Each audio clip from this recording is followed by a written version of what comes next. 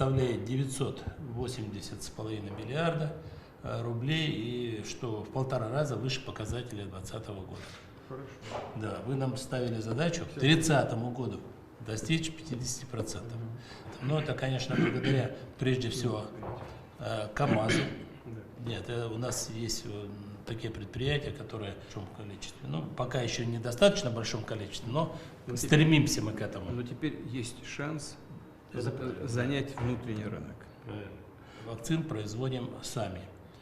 Достигнутые финансовые результаты позволили на 18% увеличить объем инвестиций. Сегодня уже это составляет 242 миллиарда рублей. Лечение можно производить и на дому, и в любой поликлинике и так далее. То есть уже сегодня мы его начали уже производить, он у нас уже